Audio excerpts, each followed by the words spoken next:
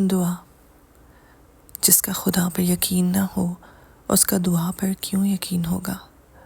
دعا دراصل ندا ہے، فریاد ہے، مالک کے سامنے التجا ہے، اپنی فانی اور محدود زندگی کی کسی الجھن سے نکلنے کے لیے۔ فریاد کا سلسلہ پیدائش سے ہی شروع ہو جاتا ہے۔ معصوم اور بے شعور بچہ فریاد اور پکار سے زندگی کے سفر کا آغاز کرتا ہے اور اس کے بعد یہ عمل جاری رہتا ہے۔ انسان فریاد کرتا ہی رہتا ہے کسی نہ کسی مشکل سے نجات کے لیے۔ بیمار آدمی جب اللہ کو پکارتا ہے تو وہ اپنی بیماری سے نجات چاہتا ہے۔ اسے اللہ کے ساتھ دوسری وابستگیاں یاد نہیں رہتی، وہ صرف علاج چاہتا ہے، معالج چاہتا ہے، شفا چاہتا ہے۔ غریب کی دعا غریبی سے نجات کے لیے ہے۔ محبت کرنے والے اللہ سے محبوب کا قرب مانگتے ہیں، غرض یہ کہ ہر انسان ایک الگ خواہش لے کے اللہ کو پکارتا ہے۔ اگر گوش باطن سے سنا جائے تو یہ کائنات ایک مجسمہ فریاد کی صورت نظر آئے گی۔ دعا کا شعور فطری طور پر ودیعت کیا گیا ہے۔ آداب دعا اور فضیلت دعا مذہب نے سکھائے ہیں، لیکن یہ شعور زندگی میں موجود ہے۔ بچہ بیمار ہو جائے تو ماں کو آداب دعا خود بخود آ جاتے ہیں۔ جہاز خطرے میں ہو تو مسافروں کو دعا سکھانے کی ضرورت نہیں پڑتی۔ دعا ان کے دل سے نکلتی ہے، بلکہ ان کی آنکھ سے آنسو بن کے ٹپکتی ہے۔ دعا کی سب سے بڑی خوبی یہ ہے کہ جہاں دعا مانگنے والا ہے وہیں دعا منظور کرنے والا ہے۔ اگر آپ با آواز بلند دعا مانگے تو وہ دور سے سنتا ہے، اگر آپ دل میں دعا مانگے تو وہ وہیں موجود ہوتا ہے۔ دعا کا انداز تقرب کے اظہار کا اعلان ہے۔ دعا الفاظ کی محتاج بھی ہے اور الفاظ سے بے نیاز بھی۔ دعا منظور فرمانے والا خود ہی انداز عطا فرماتا ہے۔ ہاتھ اٹھانا بھی دعا ہے، ملتجی نگاہ کا اٹھنا بھی دعا ہے۔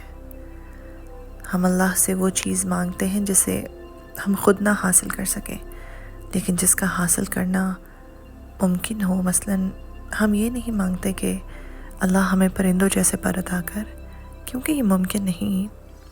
ہاں، البتہ یہ کہہ سکتے ہیں کہ اللہ ہمیں عشق کے پر لگا کر اڑا، کیونکہ یہ ممکن ہے۔ دعا پر اعتماد ایمان کا اعلیٰ درجہ ہے۔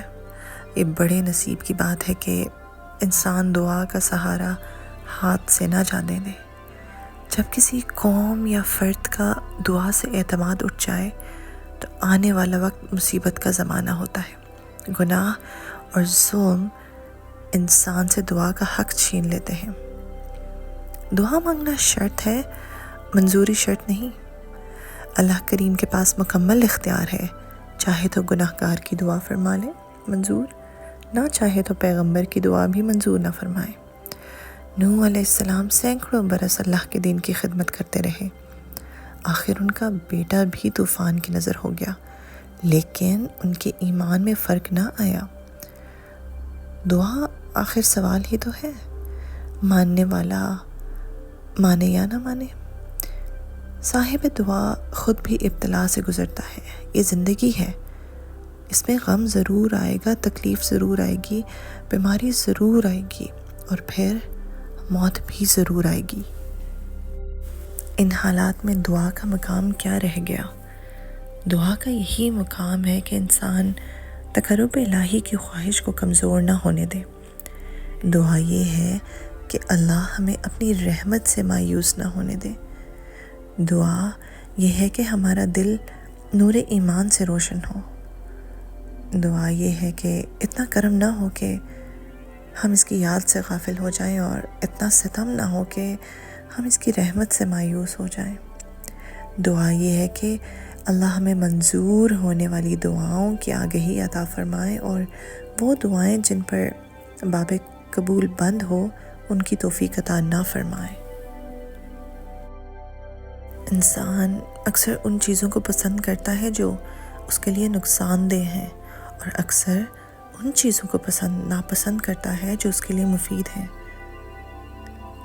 ہم اپنی پسند کی چیزیں مانگتے ہیں اور جب وہ حاصل نہیں ہوتی تو ہم شور مچاتے ہیں، حالانکہ ان کا حاصل نہ ہونا ہی ہمارے لیے مفید ہے۔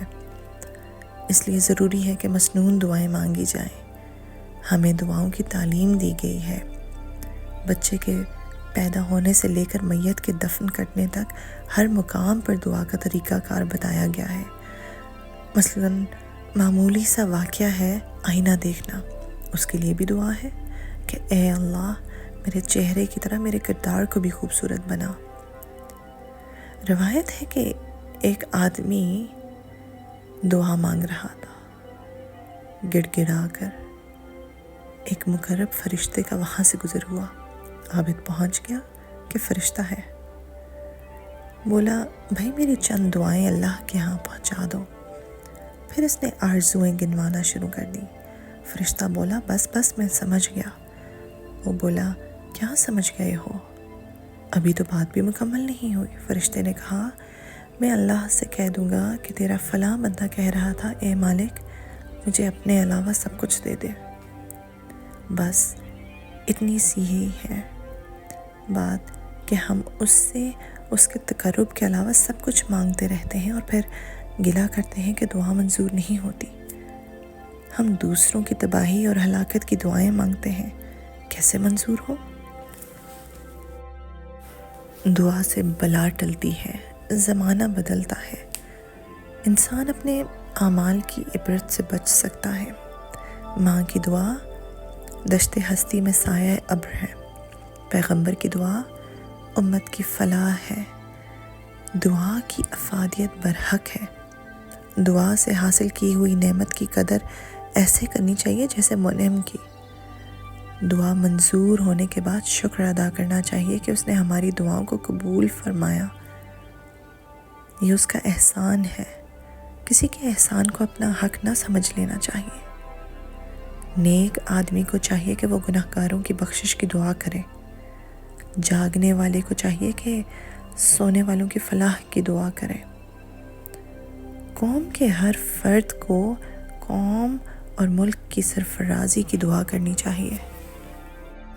صاحب دعا صاحب محبت ہوتا ہے، اسی کی دعا مقبول ہے جس کو انسانوں سے، جانوروں سے، پرندوں سے، غرض یہ کہ ہر ذی جان سے محبت ہو۔